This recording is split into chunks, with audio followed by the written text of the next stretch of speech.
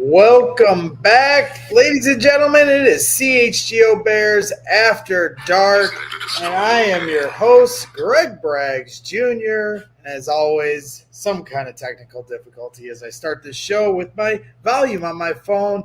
This CHGO Bears After Dark is presented by DraftKings. Make sure you're hitting up DraftKings to put down all your bets, including the over on the Chicago Bears wins this season. Joining me tonight is my guy. We all know him on Twitter as Reed Jack, but this is Jack Silverstein, the superstar Bears historian that I've always grown an affinity for because he really understands the details of Chicago sports history and specifically the Chicago Bears. So we're taking a little break from training camp talk here. It's been a whirlwind here the last week talking Bears training camp in its current state, but with the Hall of Fame game tomorrow night, I wanted to bring on Jack so I could cry about the fact that Devin Hester hasn't been inducted into the Hall of Fame, and we have a few other players that we may be able to get into that might also deserve a nod here down the way. So how we doing tonight, Jack? Appreciate you coming on short notice. Doing well, buddy. Let's do it. Yes, sir. So, yeah, let's get right into it. Devin Hester, 2 years in a row, snubbed for the Hall of Fame, wasn't a first ballot Hall of Famer. I think if you asked any player in this league, they'd have him in the Hall of Fame. And to me, that's all the litmus tests you need. Can you explain this process? Because I know you feel very strongly he will get in eventually, which makes me feel better. But at the same time, I'm kind of offended that he's not already in. Sure. So in 2021, which was for the class of 2022. This group that we're talking about now is going to be the class of 2024. So 2 years ago, when Devin Hester came on the ballot, when he became eligible, he joined Jan Stenerud, the great kicker for Kansas City, as the only first ballot semifinalist from special teams. Right. Jan Stenerud was a first ballot Hall of Famer. Devin Hester is the only pure returner. So remove Deion Sanders, remove Rod Woodson, etc. He's the only pure returner to reach this stage in the Pro Football Hall of Fame process at any point. The semifinals portion of the process began in 2004. He's the only special teamer to get this far. So while I agree with you, I would have loved to have seen him as a first ballot guy, the impact, the numbers, everything, and we all know his case. The flip side of that is that he actually got farther and has gotten farther than any returner, any special teamer. We just had Steve Tasker in his final year of eligibility, and the voters chose Devin Hester over Steve Tasker. So they clearly like Devin Hester. In that time frame since 2004 when the semifinals became around, so you've got this huge list. You might see an announcement, and they'll say 119 players are nominees for the Pro Football Hall of Fame, 140 players, 106 players, whatever it is, always over 100. And that list then gets chopped down to 25. That's the semifinals. That's what started in 2004. And then that list gets chopped down to 15. And then from that list is your class of 5. It technically doesn't have to be 5, but I'd have to check it again. They've had a run of now over a decade of always electing 5. So you're going to get 5 people in the Pro Football Hall of Fame. And since that semifinalist process began, first ballot finalists have gotten into the Hall of Fame within 6 years. Every one of them, unless they're on the ballot right now. And that's why I've written, that's why I wrote on Windy City Gridiron that Devin Hester is a lock for the Pro Football Hall of Fame by 2027. And I wrote that to give people an understanding of the process and give them an understanding that, yes, technically you're not in until you're in, and there are people who we've seen who have had these super long waits.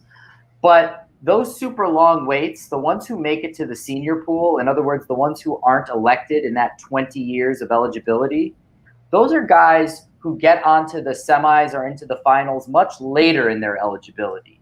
Year 10, year 12, year 15. You got 20 years. Devin Hester, first ballot finalist, means he is going in by 2027. And so I was calm in year 1 and I was calm in year 2. I'm now at the point where, okay, it's time. Unless the voters are going to change one of their habits that I don't like, and they're going to start exploring the back end of the ballot, meaning the guys who are now running out of time. Unless they're going to do that and use the modern era pool to really start looking at these guys who are in danger of slipping into the senior pool, and this is going to come back around to Steve McMichael. Unless they're going to do that and they're going to start looking at, say, Leslie O'Neal, who's in his final year of eligibility. I'm a big Moose Johnston fan, fullback, final year of eligibility. I know guys, shout out to my guy Jeff, Tim McDonald, safety, 49ers and the Cardinals, final year of eligibility. Coming up after that, we've got Ben Coates, who I thought, along with Keith Jackson, was those two guys were right after Shannon Sharp for defining the tight end position, guys who define their position. Ben Coates has never been a semifinalist. Neil Smith has never been a semifinalist. Then the year after that gets real interesting. Randall Cunningham, Steve Wisniewski. You got Eric Allen, who's been a semifinalist a few times, Ricky Waters. One of my favorite players, Carnell Lake. Coming after that, you're going to have Richmond Webb, who was second team in the 1990s for tackles, has never been a semifinalist. So unless voters are going to start looking at the back end of eligibility and looking at guys years 16 through 20, not as a fluke, but as a matter of, proactive policy. I don't want to say policy because they have actual policies, but proactive traits and habits and starting to explore that. Unless they're doing that, it's time for Devin. Right. Now, I don't think he's getting in this year, but unless they're doing that, it's time for Devin. Yeah, I completely agree. I mean, the symmetry of it being 2023 and not putting in number 23, I just thought it was a shame and a missed opportunity there. But I understand there's a process to it, and I can be patient as long as it gets in. I know Devin has really taken it personally here these last couple of years, and I know it has really hurt him from what I've heard in the background. Now, you're not only such a great historian, but you understand the stats that back this up. I mean, correct me if I'm wrong, but you've helped make the case for former Chicago Bears to be in the Hall of Fame, correct? I've done research that has given people more ammo, and Dan Pompei certainly doesn't need my help, but he's got it if he needs it, and I'm here to get him any piece of information, any stat, anything he needs in that room. But don't be bashful when it comes to it. We need your help when it comes to making sure some of these historical stats and memories stay with us. And Chicago sports fans, I think, take a lot of pride in that. And if the Bears ever put a museum in Arlington Heights, I want you to run this museum, because I don't think there's anybody better that tells the story of Chicago sports history and the Chicago Bears than you do, Jack, and I'm not blowing smoke on that. I truly mean it. I appreciate that. So let me give Bears fans a little bit of a look at how this ballot could break. Okay. Because I think it's important, again, to have this understanding. The one thing that bothered me about the vote last year was that Devin actually dropped. He dropped behind Jared Allen. Matt Nagy or whomever says Matt's in the chat. Yeah, no doubt. Says there's a punter in the Hall of Fame and Devin Hester is not. Yes, that is true. And Ray Guy, who everyone, I shouldn't say everyone, but Ray Guy, who is roundly respected as, if not the greatest punter of all time, I think the lowest I've seen anyone say is second or third. He had to wait all the way into the senior pool. Chris Cluey had to get fined, suspended for putting that on his jersey. I think he put like a patch, like a makeshift patch on his jersey. Vote Ray Guy. So yeah, it took Ray Guy a long time, and he is roundly respected as as the greatest punter ever, or maybe second, third. So here's what's going on with Devin Hester. The first year that he was eligible, he wasn't just a finalist. He was in the next 5. So you got 15 finalists. You divide them into 3 groups. You got 5 people at the top. Those are the guys who are going to get elected. Hypothetically, one could get voted down, but it hasn't happened in over a decade. So you got 5 people at the top of the 15. Then you've got 5 people in the middle of the 15 and 5 people at the end of the 15. Devin Hester in his first year of eligibility was in that 6 through 10 slot. And last year, Jared Allen jumped him. Now, to me, Jared Allen was a phenomenal player, belongs in the Pro Football Hall of Fame, but he's someone who I always thought of more as a collection of numbers. I don't think he passes the grandchild test. You're not going to be telling your grandchildren about Jared Allen unless you were a Minnesota fan or a KC fan. But there are certain players who everyone's going to tell their grandkids about: Walter, Jerry Rice, Lawrence Taylor, Red Grange, Yep, you nailed it.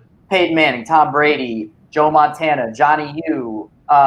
You get Guys that changed the game. And Devin Hester not only changed individual games, he was one of the rare returners who you had to actually game plan for. Think about game planning for a returner in the Super Bowl. So you're game planning for him in games. He also changed rules. So he changed the game. He changed games.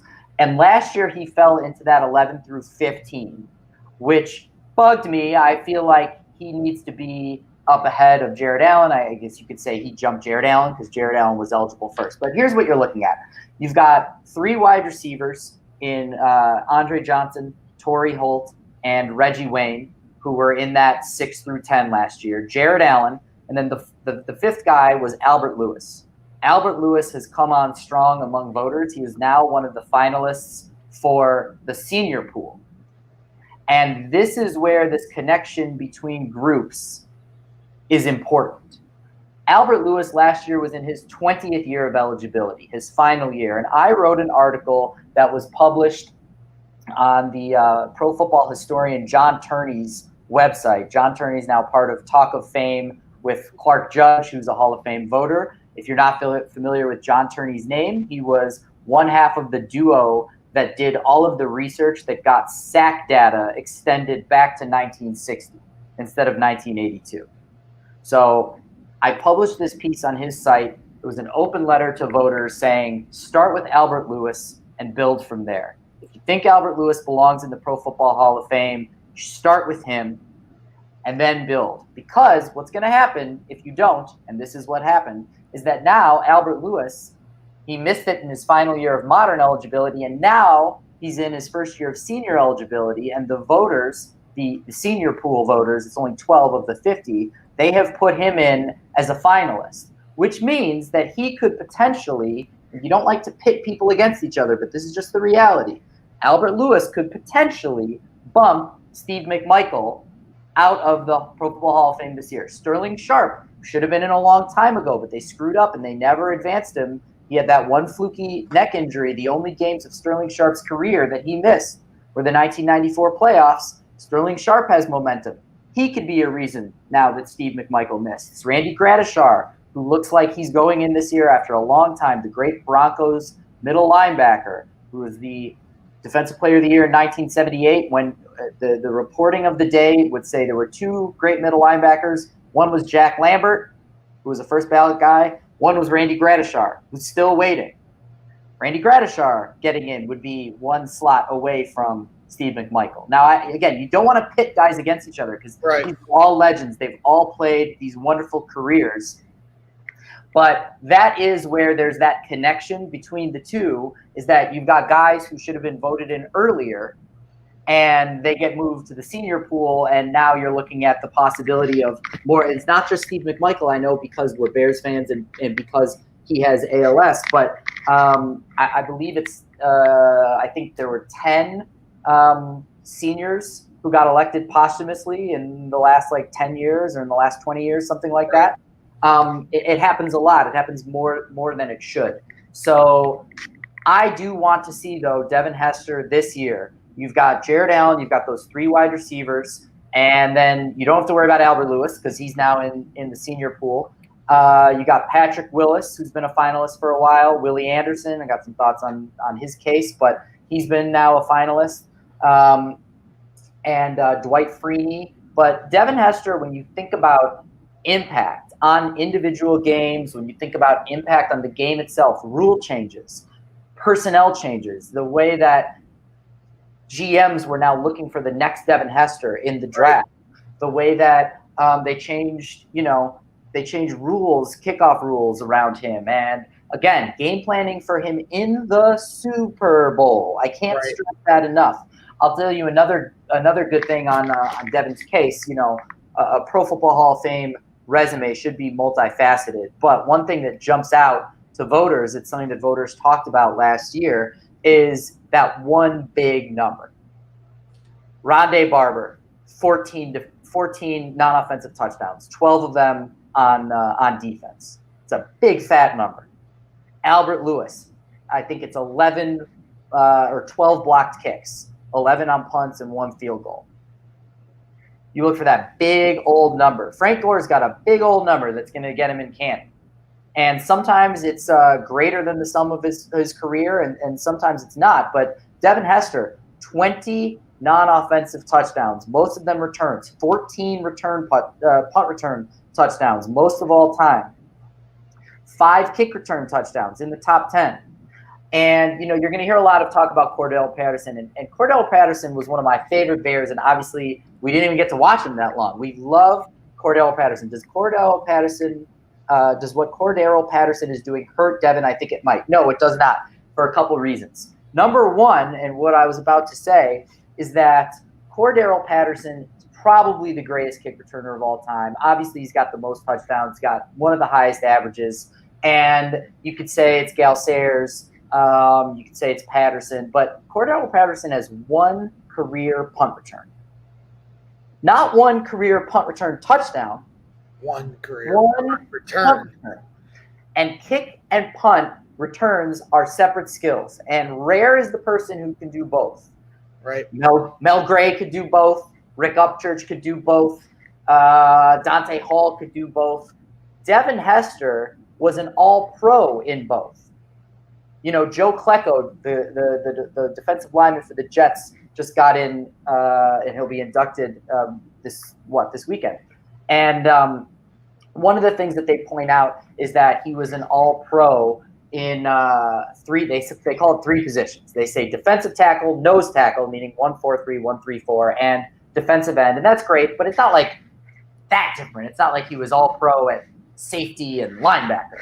Well, Devin Hester was all decade at 2 positions, punt returner and kick returner in 2 separate decades. Exactly, the 2 decades. Because I was going to ask you what the most obscure stat, because you're just such a statistician, not just a historian, of Devin Hester's that you have, but that's probably it, right? That he's all decade in 2 decades. That is a great one. And the fact that you can find him on the single season leaderboards for kick and punt, in touchdowns in both, in yards in both, in return average in both. He's someone who's just, any way you slice the return stats, Devin Hester's toward the. I always joke, and you probably said this too. You always say Michael's on every list. Anytime you see a list pop up of something that someone has done, MJ's on the list. Right. Devin is on every return list. Yep. He led the NFL in kick return yards, kick return average, kick return touchdown, punt return yards, punt return average, punt return touchdowns. Period. Period. So when you look at Patterson, with all due respect, he's a kick returner. Right. Devin is a returner. And it's not like, Desmond Howard has arguably the most famous kick return in NFL history. You could say it's Devin. You could say it's definitely Howard. Interestingly enough, who's the only kicker to give up 2 kick return touchdowns in Super Bowl history? Adam Vinatieri. He gave up Desmond Howard's and he gave up Devin Hester's. That kick return touchdown was the only kick return touchdown for Desmond Howard in his NFL career. Wow. I mean, and that's the thing, because a lot of times kick return and punt return, it's like a flash in the pan moment. And Devin Hester, it was very Michael Jordan-esque in the way that everyone in the building knew he was about to do it, and he did it anyway. And he did it anyway. One thing that I like to say, what you just said about how long he did it and how guys are flash in the pan, because it's really hard to return kicks that well. Devin Hester has 3 Dante Halls. Dante Hall should get some Hall of Fame buzz for what he did. Some conversation, and Dante Hall has gone on the record and said that Devin Hester is the greatest returner of all time. Take a look at Devin Hester's stats. Take a look at Dante Hall's stats. Dante Hall's stats are basically confined in 2 years in terms of his return stats, his 12 return touchdowns combined in 2 years. And Devin Hester has basically 3 Dante Halls. He has 06-07, he has 10-11, and he has 13-14. 14 when he was in Atlanta. One of my favorite Devin Hester stats is that he set his playoff record in his final game of his career with Seattle. People forget he played with Seattle, and he signed on just before the playoffs, and Devin Hester almost scored twice in that playoff game. I mean, he literally did it from his first game as a pro, punt return touchdown against Green Bay, his last game as a pro, monster yardage against Atlanta in the 2016 playoffs. So I think it needs to happen this year. There are not 5 guys who are going to be on the ballot this year who had a greater impact and a greater performance and greater memory burn. Any way that you say someone's a Hall of Famer, the guys who are coming on who are going to be in the mix for first ballot, Julius Peppers and Antonio Gates. Respect Gates. Obviously, love Peppers. Peppers, yes. For me, Gates is kind of like Jared Allen in the sense that, absolutely he's a Hall of Famer, but he's kind of like just a big number. And Devin Hester is a big number, plus the impact on the game, the impact on individual games, generational performance. As I always say, they've been returning kicks longer than they've been throwing passes. And Devin Hester is the greatest ever at returning kicks. That's a good way of putting it. And Sunday Night Football put out this little playoff bracket of best non-QBs of the 21st century. And these are some of the names on this list: Patrick Willis, Larry Fitzgerald, Richard Sherman, Aaron Donald, Derek Brooks, Julio Jones, Luke Kuechly, Cameron Jordan, Brian Dawkins, Zach Martin, Michael Strahan, Adrian Peterson, Devin Hester, Charles Woodson, Calvin Johnson. He is put in a category with some of the all-time great players. It's no question, and I do think that he'll eventually get in, and I'm glad you think that it's a lock at least by 2027. Let's hope that happens. And I think the longer this drags out, the more the players that played against him will start to rise up in his defense for this, because I think everyone understands what Devin Hester means to the history of the National Football League and the Chicago Bears. And I know you had to be quick here, Jack, but there was a couple of players I wanted to run through, specifically Steve Mongo McMichael. You mentioned, he's battling ALS. He's a semifinalist. They're trying to, get closer to putting him in. Is there any chance that he can get put in, where, they can still let him know? Ron Santo got put in after he passed away, and I always thought there's some, tragedy to that. Like, if you're going to put him in, put him in while he's still around. And I understand there's a process to these things, but, once he's already gone, to put him in, okay, fine, but it just seems almost like a slap in the face in a lot of ways. Yeah, there is a chance, and I won't say it's certainly not a lock, but it's certainly a much bigger chance than it was last year. And there is a real chance that Steve McMichael could be elected to the Pro Football Hall of Fame. And the thing that happens with the senior committee is momentum, because not everyone who gets up in the senior committee is going to make the Pro Football Hall of Fame. There is a huge backlog, and it grows by the year. Like I said, Albert Lewis now is someone who they have to contend with. Last year, Steve McMichael was not on the first list. The list of, it's about 25. It's higher than that because of ties. This year, that number is 31. He was on that list. The fact that he got into this next list, the final 12, is enormous. And there are a few things that means. And one of them is that Dan Pompei now gets to present him and talk about him to the other 11 senior voters.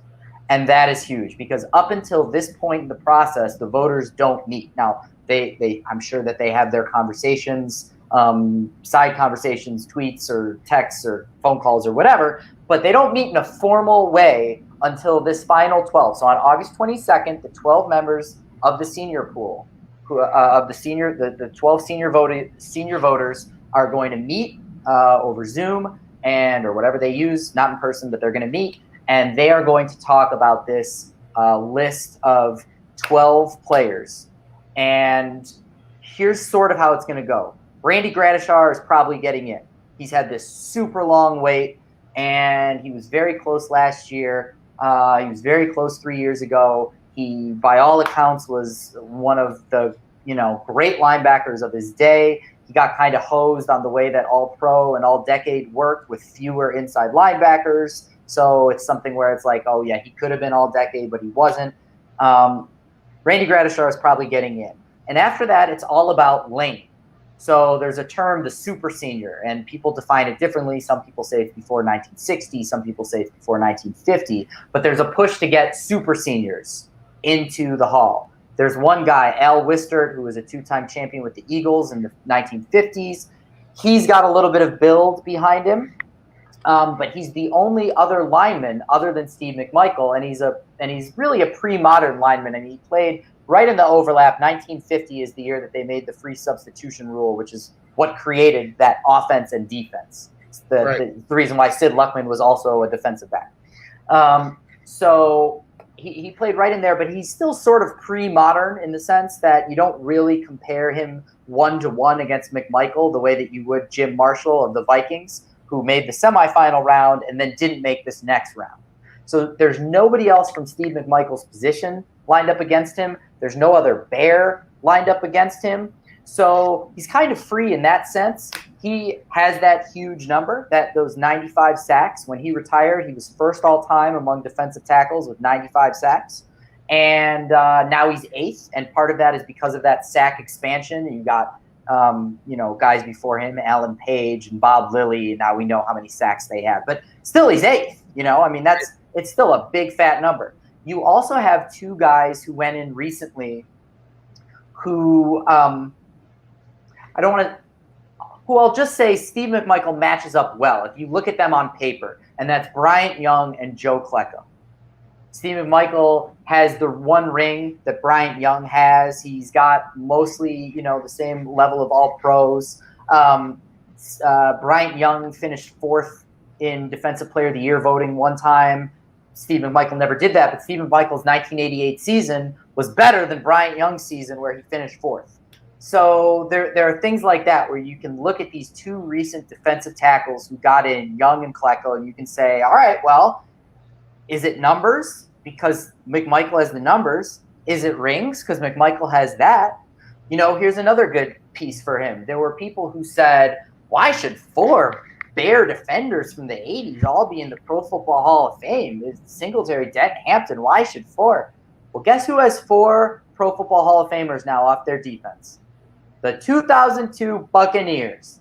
And they, with all due respect, won one of the most side-eyed Super Bowls I've ever seen, where they got they've got the head coach of their opponent.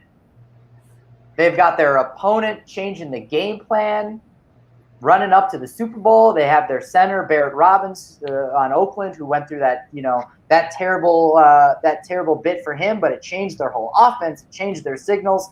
And, all respect to the Tampa Bay Buccaneers, but that was a Super Bowl where you watched it and you were like, I don't know, there's some things not quite on the level here. And you got four guys in the Pro Football Hall of Fame off that defense. Now, Derek Brooks is going to make it even without a ring. Warren Sapp is going to make it even without a ring.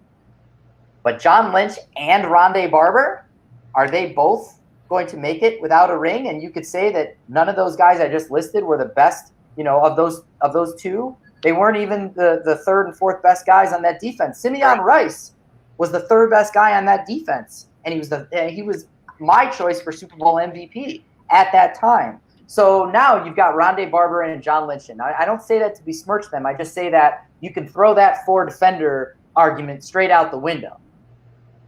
So you can't make that case anymore. You can't say, oh, why should the Bears defense have another guy? And with the Bears defense, they talk about the 85 Bears as being an underachieving team. The 80s Bears were underachievers. But the 80s Bears defense was not. They were racking up number one rankings. And you want to look at Steve McMichael's case, and I wrote the case on Windy City Gridiron. You should go check it out. But if you want to check out his case, look at things like 1988. Bears had the number one defense. Wilbur Marshall's in Washington. Richard Dent gets injured in the middle of the season. Steve McMichael should have been an all-pro. He wasn't. You look at 1991. We were still up there, top 10. You look at 1993. 1993, Steve McMichael's final year with the Bears. No Mike Singletary, retired. No Dan Hampton, retired. No Wilbur Marshall. He's in Washington. And we were the number 3 defense in the NFL that year. Wow. And Steve McMichael was one of the best players on that defense, one of the biggest players, one of the best leaders. And this is the money shot. Here it goes. For 11 years, 1983 to 1993, Steve McMichael only made 4 AP All-Pro teams, twice in first team, twice on second team, but he out-sacked the defensive tackles on the AP All-Pro team over that time. He averaged more sacks per season than the guys who were beating him out. Now, I know some of those guys are nose tackles, so they're going to be a little bit lower on sacks, but some of those guys are sack artists who are going to be a little bit higher. So Steve McMichael, he's out-sacking the AP at his own position. Dominant. And when you mentioned Warren Sapp earlier, Warren Sapp, most career sacks by a defensive tackle since 1982. Warren Sapp with 89, Steve Mongo McMichael with 95. The most by a D tackle since 1982. John Randall with 107.5. Aaron Donald with 100. Obviously, Hall of Famers around him, and he should be included. And when you talk about Chicago Bears history, the most sacks in Chicago Bears history of any position, Richard Dent with 124 and a half, and Dan Hampton with 57, both in the Hall of Fame. Steve Mongo McMichael, 92 and a half, not in the Hall of Fame. So when you talk about the monsters of the Midway, he was at the middle of it, and I think you put it in perfect terms there. Little fire round here, or whatever you want to call it, so we can cut you loose and let's get back to anyways, I'll just say, absolutely get in. It really has to happen this year because of what you said, because of the ALS. He's certainly not the only senior candidate who has health issues, but everybody's on the clock, but he is really on the clock. So what I would say to Pro Football Hall of Fame voters, to the senior committee, I know Dan Pompei is going to make this point, but I hope that if this reaches anybody, and we know how the internet works, man, you never know. If this reaches them, I would just say the same thing I said last year with Albert Lewis. Start with Albert Lewis and build from there. This year, I say on the senior pool, start with, you got Randy Gradishar, fine, that's one. You got 2 slots left. Start with Steve McMichael. If he's a Hall of Famer, go with him. Gradishar, McMichael, you got a 3rd slot. I would go with Sterling Sharp. If you really want to get a super senior, fine, Al Wister. And Sharp waits another year, which I don't love. But, if you're going to do it that way, then that's fine. And if you're not, and you're going to put him in a year or 2 years, there should be some accounting for health. And I know that in the past there hasn't been, but it doesn't mean that doesn't have to change. So I would say start with Steve McMichael, decide on his merits. If you think he's a Hall of Famer, which obviously he wouldn't have gotten to this level. Remember, these voters haven't met yet. He wouldn't have gotten to this level if they didn't already think that he was worthy. Start with Steve McMichael and Gradishar, build from there. Yeah, from a humanity standpoint, it's the right thing to do. But from an achievement standpoint, he's deserved it, period. Chubbs with the $2 super chat. Jay Hilgenberg, every year he deserves it. Your thoughts? Yeah, Hilgenberg definitely, and Wilbur Marshall as well. Hilgenberg, I don't know what has taken so long. I mean, all those consecutive Pro Bowls, and we know that the Bears offense of the 80s could be one-dimensional, and that was Walter. And obviously Walter on his own is multi-dimensional. But in terms of what the Bears offense was doing, it could be one-dimensional. That we had a lot of turnover, obviously, at quarterback. So where did we have consistency? We had it with Walter. We had it with the offensive line. I think Jay Hilgenberg absolutely should have been in there. The other guy is Wilbur Marshall, who was one of the best players on the 85 Bears D. He was arguably the best player on Washington's defense in 1991. And he's running into a little bit of a problem, which is that with the senior committee, they really seem to be leaning toward guys who have played with one team, because that's where the fan base is going to rally. So if you want to see Hilgenberg, rally for him. And if you want to see Wilbur Marshall, then a combination of Bears fans and Washington fans are going to have to get it together and really start pushing for him. Yep, Chubbs, another $2 super chat. Jay Hilgenberg, all-decade, 4-time All-Pro, 7-time Pro. So exactly, and those 7 Pro Bowls, I believe, were consecutive. So you really start to feel like you're going year in, year out of saying this guy is one of the very best at his position. Absolutely. Yep. Quickly, like I said, lightning round. If you had to pick between the two, Peanut Tillman or Lance Briggs, and you could only pick one to put in the hall, who are you putting in? Lance. Wow, not Peanut Tillman, because I'm putting Peanut in. I obviously everybody knows I love Peanut. Charles knows that. Charles knows how much I like him and respect him, and we've talked. I would really need to be to get the case against Lance, because for a very long time now, we all know Charles got jobbed out of a lot of Pro Bowls that he should have had because people did not understand what they were seeing. We understood what we were seeing, but a lot of people I don't think did. Charles changed the game of football unequivocally. Lance Briggs for a very long time was considered, among the very best. I mean, I think he was 85% of Derrick Brooks, and I think that 85% of a first ballot Hall of Famer is a Hall of Famer. Now, I do think that there are corners who are getting a better look or getting more of a look than Charles for reasons that I don't agree with, and I think that people should slow down but Lance is the one who I don't have to think about, and Charles, he had the better end to his career. He's got the better number. Obviously, he has the greater historic impact. Right. I just feel like with Lance, I feel like he almost falls more under the, like you explained with Antonio Gates and Jared Allen, a great player that had a lot of great stats, but Peanut had more of a generational impact, not just with his stats where he had forced turnovers, forced fumbles amongst some of the greatest linebackers of all time as a cornerback. As one of the greatest pass rushers of all time. Right. And that's true. But then, when he started his career, he ended with 44 forced fumbles. When he started his career, that was the record for most forced fumbles in a career. Yep. And then also, obviously, we all know how the impact of the peanut punch. It's literally said on every single telecast how many years after he's played, as soon as the ball gets punched out, the term peanut punch may never go away. And it's almost insane how much of an impact that play is and how much Charles really just became an expert in that. And we all remember the stories about how he would, train in karate and jiu-jitsu and stuff to really hone that skill. And now you see that used throughout the league. So the impact is great. And Air Jared puts in the chat, just ask Megatron and Randy Moss what he thought. Listen, everybody, listen. Charles was, I'm not certainly not trying to pit you against either one. No. Listen, Charles was my first interview on the beat. He was one of the guys I've interviewed the most. I've put up a lot of numbers. I think I've given a lot of ammo to a lot of people on Charles, and I believe in him. Absolutely. The impact that he's had on the game is phenomenal. The fact that we know how many Pro Bowls he missed because people just didn't see the interception numbers, 05, 06, 07, 08, 09, 10.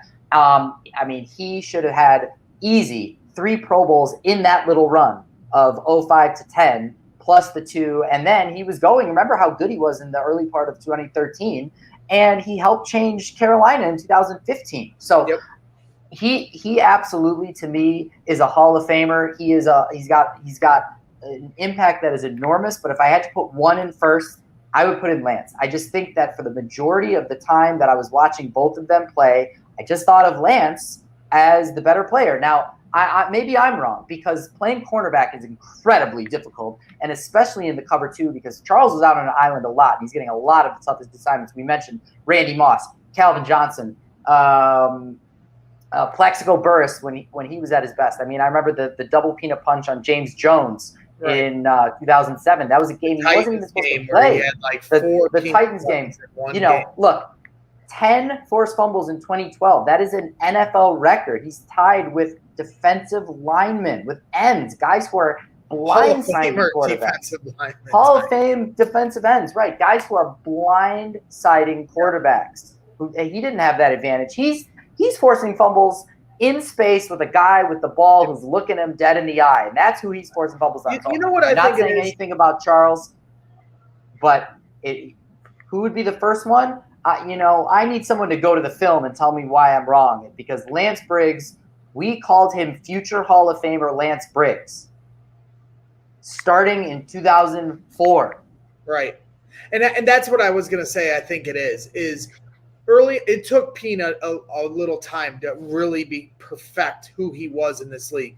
Briggs came out the gates right away, and in that Super Bowl run, it was Briggs. But then once you get to 2010 and after, Peanut Tillman was still doing his thing and almost better than he ever was before, because the older he got, the more he became a savvy vet and could just use his size and his physicality. Whereas Briggs, when he was young and he was just a dominant force, and as he got older, his play started to fall off. So maybe it's just the more recent history that I remember in that regard. And it's been so long since those early days of Briggs that you forget what such a dominant force he was. Really quickly, when we talk about, because to me, Devin Hester is the greatest kick returner of all time. Kick returner is a position in this league, so you put the greatest kick returner of all time in the Hall of Fame.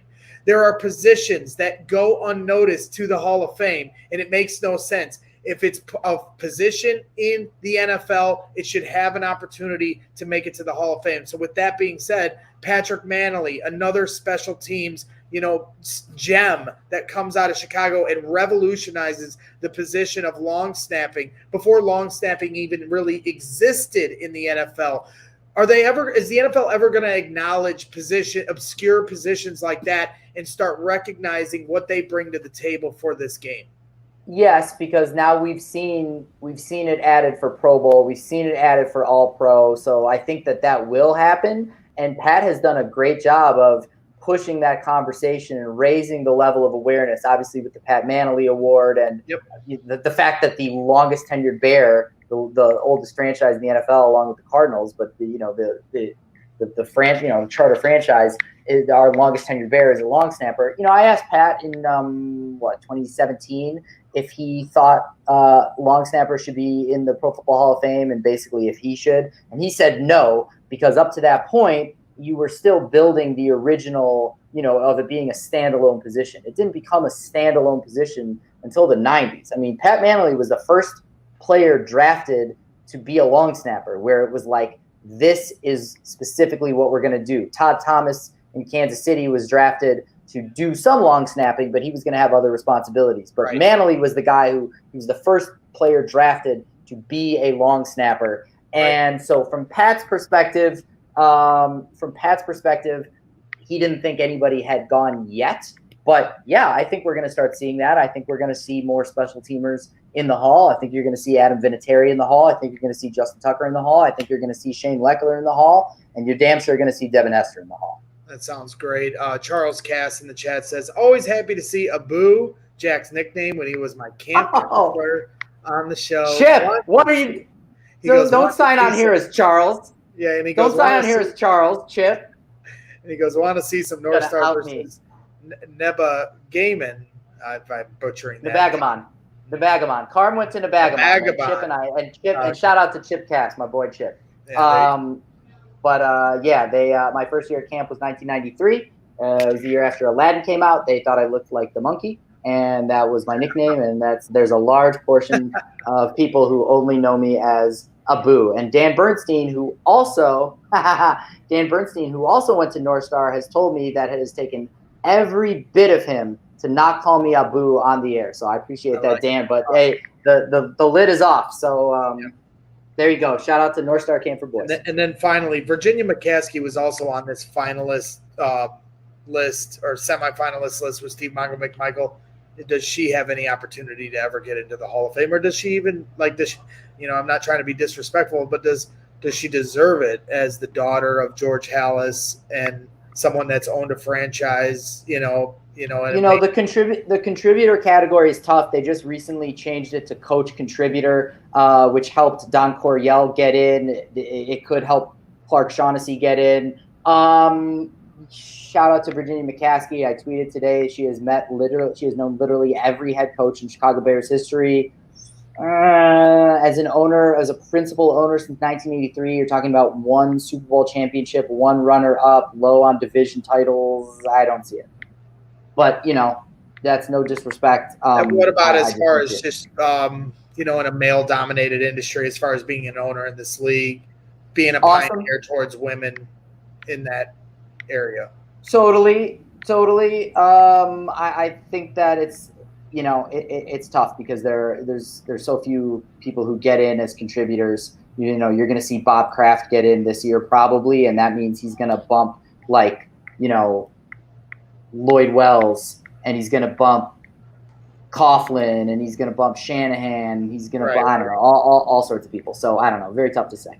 Okay, well, Jack, again, we went way over the time we talked about pre-hand and all your information. You just are flowing with information, oozing with it. And I know everyone that has tuned in and will tune in later appreciate your, historical knowledge on all of this and how the process works in the Hall of Fame. And we really appreciate all the insight. And we'll have to do it again. I definitely want to bring you back on. I think this is the first time we've ever been able to talk like this. This is the first time we've ever talked, period. Yeah. And the internet is a weird place, man. Yeah. It is a weird place, but it can be a great place. And if it wasn't for social media and Twitter, I wouldn't be sitting here having the job I do today. And you were one of the very first people in the industry to be in my corner privately and helping me along, giving me advice way back when I had no idea really what I wanted to do with all this. And I'll never forget those kind of things. Jack, you're a good man and a hell of a historian and a great follow on Twitter. Anybody that's not following @ReadJack, you're just literally wasting your time on Twitter because he's one of the good ones and he's going to give you great information and history about our sports that we love here in Chicago, specifically the Chicago Bears. So I could sing your praises all night long, but we'll just bring you on again and we'll chop it up about other things and get your thoughts on some of the current stuff and always shoot to you when we have a question about the history of the Chicago sports teams we love. So thanks again, buddy. Jack. Well, hey man, the Chicago sports scene is better with you in it where you are. And I remember those conversations and I'm so impressed. And so, I see a lot of people tweeting to you that they're inspired by you and I am too. So I appreciate it. And I love seeing what you're doing. So shout out to Windy City Gridiron. If you want my Bulls history, readjack.substack.com for the low cost of packs a month or Pippin a year. And if I have to explain it, I wouldn't bother subscribing. Beautiful thing. Yeah, make sure you follow him along and consume all his content on Windy City Gridiron and, as he said, his Substack there. So thank you again, Jack. I'm going to wrap this show up with you on it. So for everybody, tune in Friday after practice, Friday afternoon at 3 p.m. Central. The CHGO Bears team will be back covering training camp as we always are. So thank you for everybody tuning in. This is Jack Silverstein. I'm Greg Braggs Jr., and this is CHGO Bears After Dark. Have a good night, ladies and gentlemen.